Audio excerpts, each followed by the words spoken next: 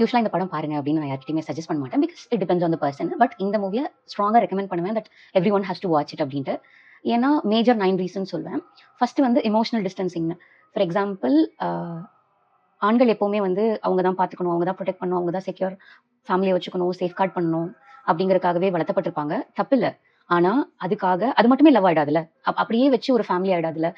Because லவ்ங்கிறது வந்து இன்னொருத்தவங்க என்ன நினைக்கிறாங்க, இன்னொருத்தவங்க என்ன ஃபீல் பண்றாங்க. ஏன்னா அந்த மூவில வந்து அந்த பொண்ணு என்ன நினைக்குது, அந்த பொண்ணு என்ன ஃபீல் பண்ணுது, எதையுமே like the hero will not care about it.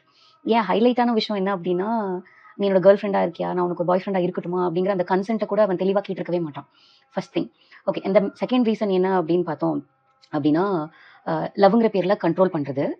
ஆக்சுவலா அது ரொம்ப சட்டிலா காமிச்சிருப்பாங்க. அதாவது எப்பவுமே வயலண்டா தான் ஒரு கண்ட்ரோல் இருக்கணும்னு அவசியம் கிடையாது. அவளுக்கான ஃபீலிங்ஸா இருக்கட்டும், அவளுக்கான கெரியரா இருக்கட்டும், அவளுக்கான சாய்ஸஸா இருக்கட்டும், நெவர் மைண்ட். நான் உனக்கு நல்லா தானே சொல்வேன் அப்படிங்கிற ஆரம்பிச்சு, நான் சொல்றது தான் நல்லது. அதாவது இவனுக்கு என்ன பிலீஃப் இருக்கோ அதுதான் ஃபேக்டா மாறிடுது. So she has to fit in to his life அப்படிதான் காமிப்பாங்க.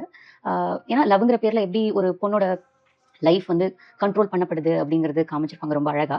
தேர்ட் ஒன் பார்த்தா சைல்ட்ஹுட் எக்ஸ்பீரியன்சஸ் எப்படி ஒரு அபேண்டன்மெண்ட் எப்படி அது ஒரு பேட்டர்னா மாறுது அப்படிங்கிறது சூப்பரா இருக்கும். எப்படின்னா சின்ன வயசுல அந்த பொண்ணுக்கு அம்மா இருக்காது. ஸோ அப்பா வந்து அந்த பொண்ணை நல்லா பார்த்துக்கிறவங்க. ஸ்டில் ஒரு நாள் அவங்க அத்தை கூப்பிடும்போது நான் அவங்க கூட வந்துடுறேன் அப்படின்னு சொல்லிட்டு அந்த பொண்ணு போயிடும். போறேன் அப்படின்னு சொல்லிடும். அதுக்கு அவங்க அப்பாவுக்கு கோவம் வந்து அன்னைக்கு நைட்டு சாப்பாடு போட மாட்டாங்க. நீ தான் உங்க அத்தை கூட போறேன்னு சொன்னல அப்படின்னு சொல்லிட்டு அபேண்டன் பண்ணுவாங்க.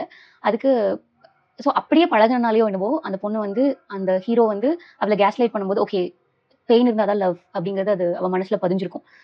நம்மளோட சைல்ட்ஹுட் எக்ஸ்பீரியன்ஸஸ் தான் நம்ம பெருசா என்ன ஆகும்போது அது எப்படி இது சரி எது தப்புன்னு பிரிச்சுக்க உதவும். இதுவே சின்ன வயசுல அந்த சைல்ட்ஹுட் உண்ட வந்து அவ கிராஸ் பண்ணியிருந்தானா அவ அப்படி ஒரு ரிலேஷன்ஷிப்ல இருந்திருக்கான சான்சஸ் ரொம்ப ரொம்ப கம்மி.